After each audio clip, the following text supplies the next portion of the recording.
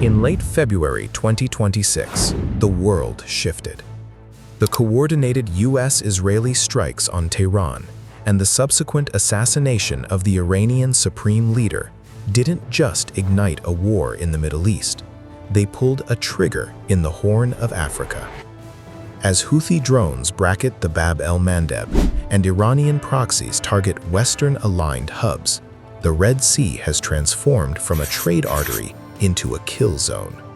For Ethiopia, the world's most populous landlocked nation, the silence is deafening. Bole International Airport, the heartbeat of the nation's economy, has become a graveyard of grounded ambitions. With lucrative routes to Dubai, Doha, Beirut, Kuwait, Tel Aviv, and more canceled overnight, Ethiopia's primary generator of foreign exchange is bleeding out in real time.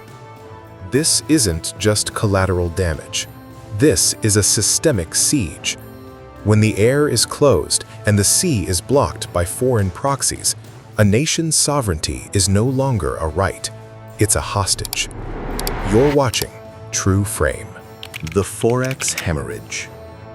The math of this conflict is brutal. Ethiopian Airlines is not merely a carrier, it is the financial shield of the state.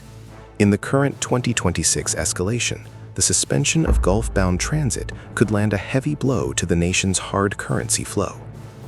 Unlike the Red Sea disruptions that merely reroute ships, the airspace closures of the U.S.-Iran war remove destinations entirely.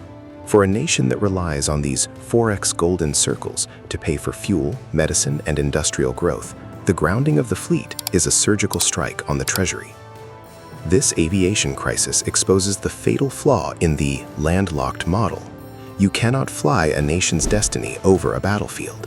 When the skies become a theater for global powers, the maritime reality becomes the only foundation left. But currently, that foundation is controlled by a single neighbor who has become a magnet for Houthi fire. The Djibouti Trap. The reliance on Djibouti has reached its breaking point. In the 2026 war, the highest density of foreign military bases in the world has become a primary target. As Houthi forces expand their list to include Western-affiliated infrastructure, Djibouti's docks have become a high-risk zone for global insurance. When 95% of your trade flows through a single, bracketed corridor, your economy is one drone strike away from cardiac arrest. The 2026 siege has stripped away the illusion that we can outsource our security. Whether it is the Berbera corridor or the historical right to Assab, the mandate is clear. Ethiopia must diversify its risks. The loss of air revenue in the Middle East makes the efficiency of a sovereign, independent port even more critical. It is no longer feasible to pay billions in port fees to nations that cannot guarantee Ethiopia's maritime trade safe during a global storm. The Assab Mandate. This brings us to the most uncomfortable truth in Horn geopolitics. Ethiopia's quest for the port of Assab is not a luxury. It is a logical, historical, and military imperative. Historically, the connection is unbroken. From the maritime dominance of the Aksumite Empire to the 1884 Hewitt Treaty, Ethiopia's right to a sovereign gateway was recognized long before modern borders were drawn.